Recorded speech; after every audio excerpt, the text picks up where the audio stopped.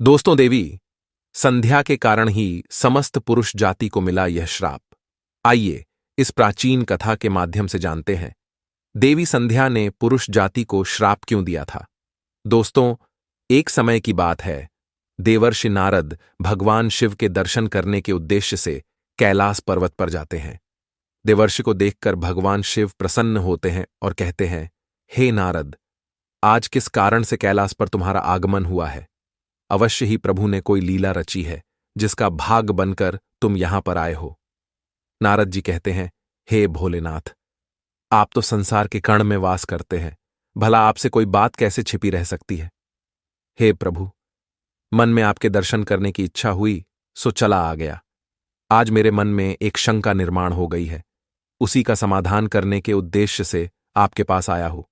कृपया मेरी इस शंका का समाधान कीजिए। भगवान शिव कहते हैं, हे नारद, तुम्हारे मन में जो भी शंका हो निसंकोच होकर पूछ लो, तुम्हारी हर शंका का समाधान किया जाएगा। अतः तुम्हारी जो भी शंका हो पूछ लो। देवर्षि कहते हैं, हे दीनानाथ, आप परम दयालु और कृपालु हैं, अपने सभी भक्तों पर समान कृपा दृष्टि बनाए रखते हैं। भक्त के मन में क्या चल रहा है आप स्वयं ही जान लेते हैं और उसकी इच्छा को पूर्ण करते हैं। मेरे मन में जो शंका है उसे भी आप भलीभांति जानते हैं। भगवान शिव कहते हैं, हे नारद, तुम्हारे मन में जो प्रश्न उठ रहा है उसे मैं अवश्य जानता हूं, इसीलिए अब पूछने में संकोच न करो। देवर्षि कहते हैं, हे प्रभु, आज मैं आपके पास यह जानने के लिए आया हूं, देवी संध्या कौन थी और उन्होंने समस्त पुरुष जाति को कौन सा श्राप दिया था। आज मैं आपके पास देवी संध्या का महात्म्य सुनने के लिए ही आया हूं। भगवान शिव कहते हैं, हे नारद, आज तुमने उत्तम प्रश्न किया है, इसमें समस्त मानव जाति का कल्याण छिपा हुआ है। आज मैं तुम्हें देवी संध्या के जन्म की कथा सुनाता हूं। इस कथा में तुम्हें तुम्हारे सभी प्रश्नों के उत्तर मिल जाएंगे। इसीलिए देवी संध्या के इस प्राचीन इतिहास को तुम ध्यानपूर्वक सुनो।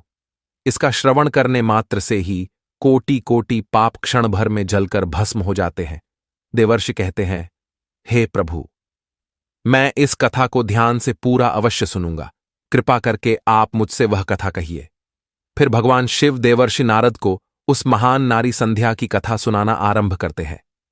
हे नारद, जब सृष्टि का आरंभ हो रहा था तब सृष्टि के रचयिता ब्रह्मा जी कमल के आसन पर विराजित होकर भगवान का ध्यान कर रहे थे। उसी समय उनके मन में सृष्टि का निर्माण करने की इच्छा जागृत हुई। तब सबसे पहले उनके मन से विचार करने पर एक त्रिभुवन सुंदरी कन्या का जन्म हुआ।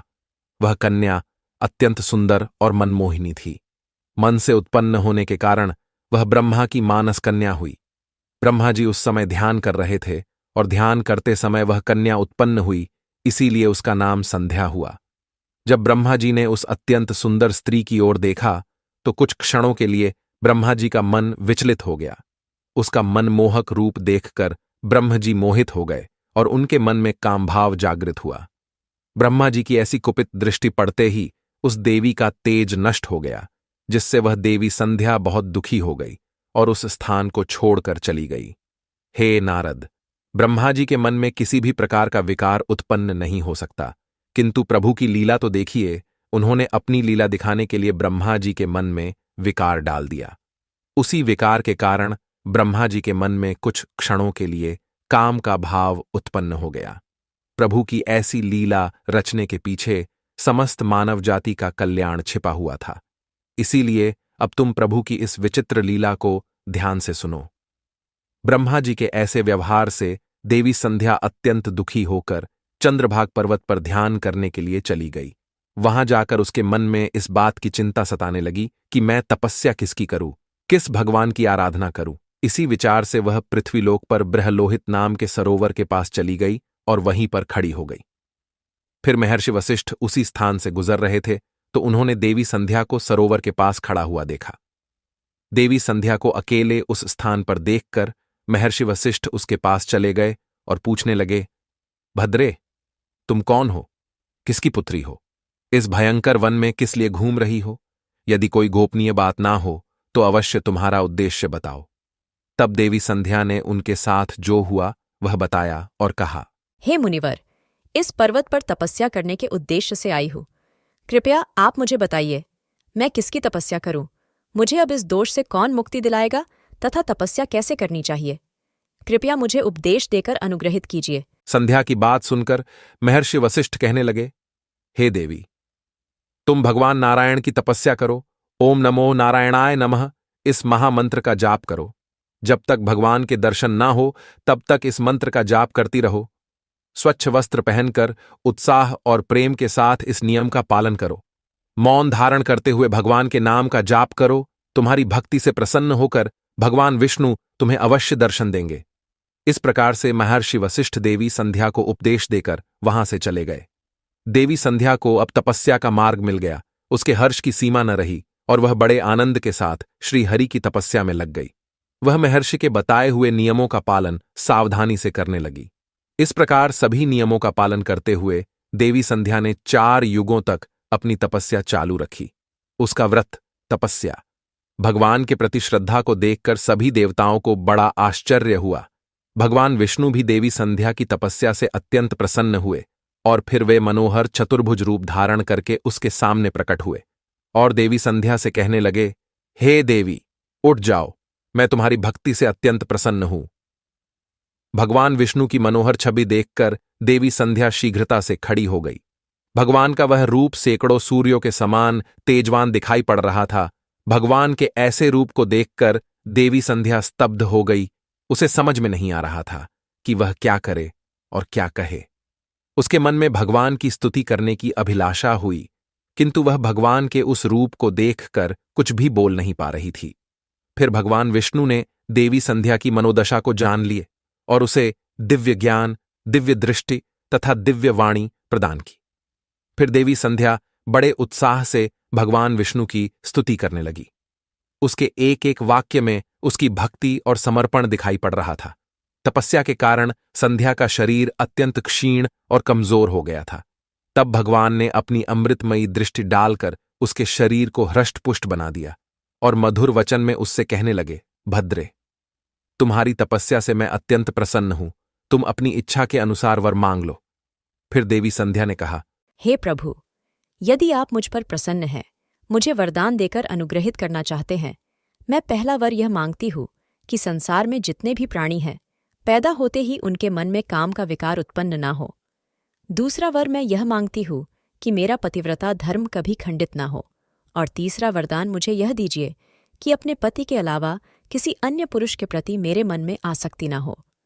जो भी पुरुष मेरी ओर कामभाव से देखे, वह पुरुष नपुंसक हो जाए। फिर भगवान विष्णु ने वरदान देते हुए कहा, हे कल्याणी, आज तुमने संसार के कल्याण के लिए उत्तम वर मांगा है। इसीलिए आज से ही पैदा होने के बाद किसी भी प्राणी में काम वासना का भाव नहीं होगा। मनुष्य की शरीर की 4 अवस्थाएं होंगी, बाल्य, कौमार्य, यौवन और जरा। मनुष्य को कौमार्य अवस्था के अंत में ही काम भाव का उदय होगा। तुम्हारी इस तपस्या से आज मैंने यह मर्यादा स्थित कर दी है, संसार में कोई भी प्राणी पैदा होते ही काम भावना से युक्त नहीं होगा। तुम्हारे सतीत्व की प्रशंसा तीनों लोकों में होगी और तुम्हारे पति के अलावा जो भी पुरुष तुम्हें काम की दृष्टि से देखेगा, वह तुरंत ही नपुंसक हो जाएगा। तुम्हारे पति बड़े भाग्यवान, तपस्वी, सुंदर तथा तुम्हारे साथ 7 कल्पों तक जीवित रहने वाले होंगे। हे देवी, तुमने जो जो वर मांगे हैं, मैंने वह प्रदान किए हैं। अब मैं तुम्हारे मन की बात कहता हूं। पहले तुमने अग्नि में अपने शरीर को त्याग देने की प्रतिज्ञा की थी। यह प्रतिज्ञा तुम्हें इसीलिए करनी पड़ी क्योंकि ब्रह्मा की दृष्टि तुम पर पड़ चुकी थी। निर्दोष होने पर भी तुम अपने इस शरीर को त्यागना चाहती हो। यहां से पास ही चंद्रभागा नदी है। उस नदी के तट पर महर्षि मेधातिथि एक ऐसा यज्ञ कर रहे हैं जो 12 वर्षों में पूर्ण होगा। उसी यज्ञ में तुम अपने शरीर का त्याग करके अपनी प्रतिज्ञा पूरी करो, किंतु तुम वहां पर ऐसे वेश में जाओ कि मुनियों की दृष्टि तुम्हारे ऊपर ना पड़ सके। मेरी कृपा से तुम अग्निदेव की पुत्री हो जाओगी, जिसे तुम अपना पति बनाना चाहती हो। उसका चिंतन करते हुए तुम उस अग्नि में अपना शरीर त्याग दो। इतना कहकर भगवान विष्णु ने अपने हाथ से देवी संध्या के मस्तक को स्पर्श किया। भगवान का स्पर्श होते ही देवी संध्या का शरीर आटे का बन गया। भगवान ने ऐसा इसीलिए किया क्योंकि मुनियों का वह यज्ञ संसार के कल्याण के लिए हो रहा था और उस अग्नि में मांस ना गिरे और अग्निदेव मांस भोजी ना बन जाए। तदनंतर देवी संध्या अदृश्य होकर उस यज्ञ के स्थान पर गई। उस समय उसके मन में एक ही भावना थी। उसने पृथ्वी पर आते ही सबसे पहले महर्षि वशिष्ठ जी के दर्शन किए थे। इसीलिए उसने अपने मन में महर्षि वशिष्ठ जी को ही अपना पति मान लिया और उन्हीं का चिंतन करते हुए उन्होंने यज्ञ की अग्नि में अपने शरीर को त्याग दिया। फिर भगवान की आज्ञा से अग्निदेव संध्या के शरीर को सूर्यमंडल पर लेकर गए। फिर सूर्यदेव ने संध्या के शरीर के 2 भाग करके देवताओं और पितरों को प्रसन्न करने के लिए अपने रथ पर स्थापित कर दिया। उसके शरीर का ऊपरी भाग प्रातःकाल हुआ और शेष भाग संध्या काल हुआ। देवी संध्या के कारण ही सुबह सूर्योदय के समय को प्रातः संध्या कहा जाता है और सूर्यास्त के समय को संध्या काल कहा जाता है। इस प्रकार से देवी संध्या, जो त्याग की मूर्ति थी, उन्होंने अग्नि में प्रवेश करके अपने जीवन को समाप्त कर दिया। भगवान विष्णु के वरदान से देवी संध्या दूसरे जन्म में अरुंधति के रूप में प्रकट हुई और ब्रह्मर्षि वशिष्ठ जी की पत्नी हुई। भगवान शिव कहते हैं, हे नारद, इस प्रकार से देवी संध्या के कारण ही संसार में जन्म लेने वाला प्रत्येक प्राणी काम के भाव से रहित होता है। उसके अंदर किसी भी प्रकार की काम वासना नहीं होती है और जब वह कौमार्य को प्राप्त हो जाता है तभी उसमें काम वासना उत्पन्न होती है। इस प्रकार से मैंने आपको देवी संध्या के जीवन का चरित्र सुना दिया है। देवर्षि कहने लगे, हे प्रभु, आपने देवी संध्या के चरित्र को सुनाकर मुझ पर बड़ा उपकार किया है। देवी संध्या की कथा सुनकर मैं धन्य हुआ। आपका कोटि कोटि धन्यवाद। हे प्रभु, अब मैं इस कथा का तीनों लोकों में प्रचार करूंगा। तो दोस्तों, इस प्रकार से भगवान शिव ने देवर्षि को देवी संध्या की कथा सुनाई है। आपको यह कथा कैसी लगी? कमेंट करके अवश्य बताएं। जानकारी अच्छी लगी तो वीडियो को लाइक जरूर करें और कमेंट में हर हर महादेव, जय श्री हरि विष्णु अवश्य लिखें। साथ ही चैनल को सब्सक्राइब करें ताकि ऐसी ही आध्यात्मिक जानकारी आपको प्राप्त हो। मिलते हैं अगली प्रस्तुति में। आज के लिए बस इतना ही। आप सभी का धन्यवाद।